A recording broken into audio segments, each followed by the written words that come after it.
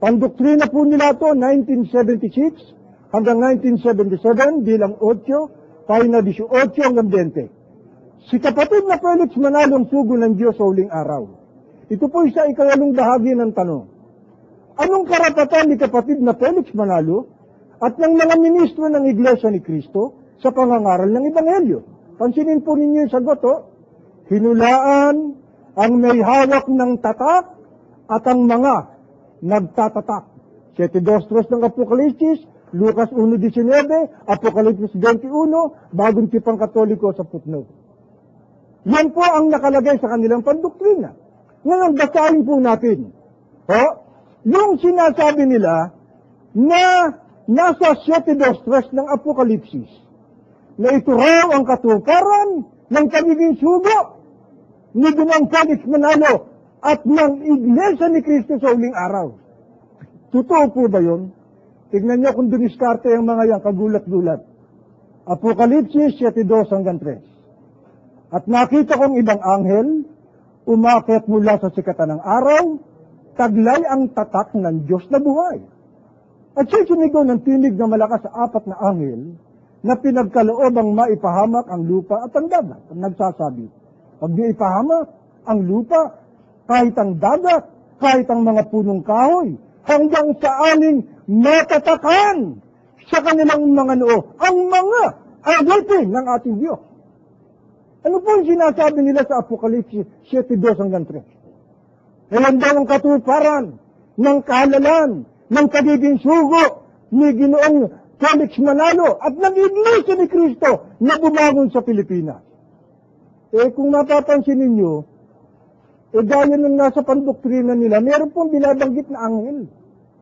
Nang sabi po, may hawak o taglay na tatak ng Diyos na buhay. Sa makatuwid itong anghel na ito, ang trabaho po, nagtatatak, may dala siyang tatak. Nabausap po ba siya? Hindi. Meron daw binabanggit doon, hanggang sa aming matatakan. Yun daw yung kanyang mga ministro. Tingnan nyo mga pandali. Sa kanilang mga noo, ang mga alipin ng ating Diyos. Hindi mga alipin na panatakan nila, yun daw ang Iglesia ni Cristo na bumangon sa Pilipinas. Tandaan po ninyo, anghel, may taglay na tatak, magtatatak, ang tatatakan, mga alipin ng Diyos. Paano raw yung pagtatatak? At ano yung tatak?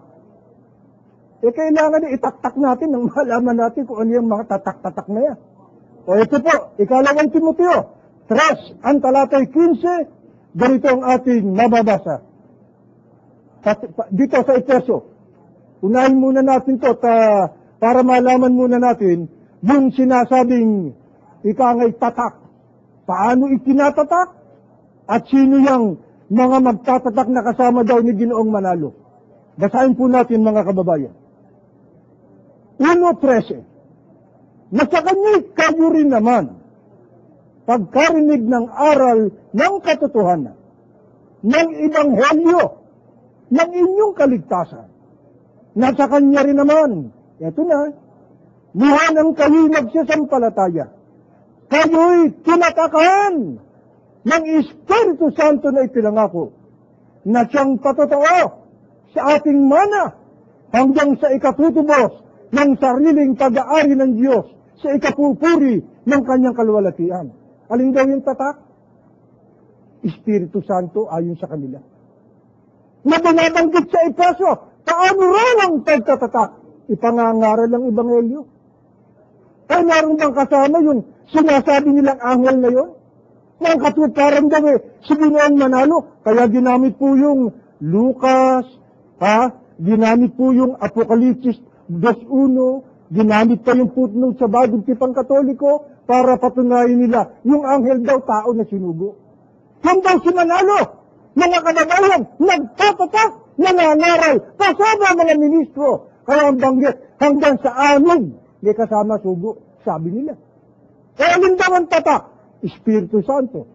Kaya mo raw ang pagtatatak, pangangaral ng Ebanghelyo.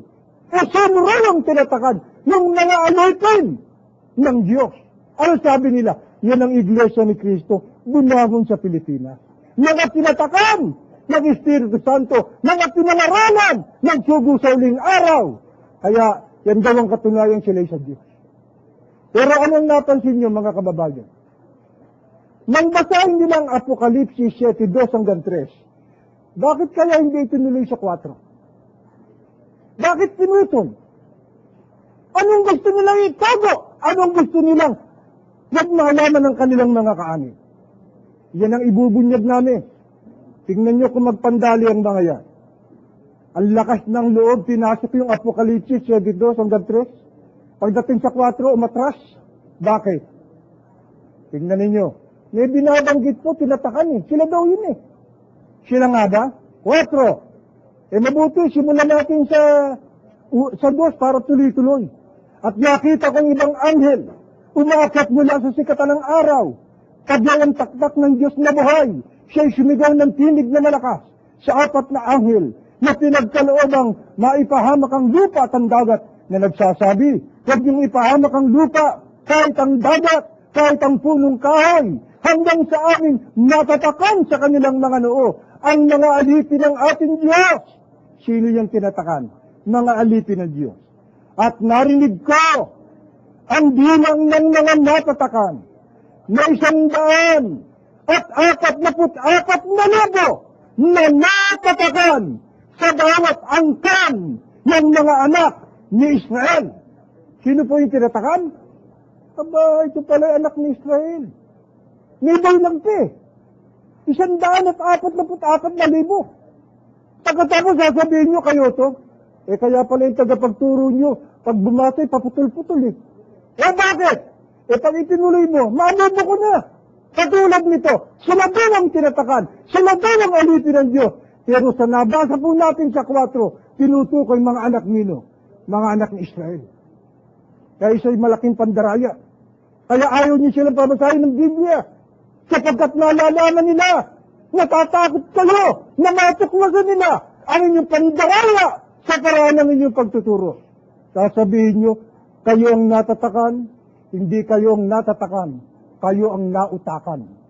Hanggang sa muli, marami pong salamat.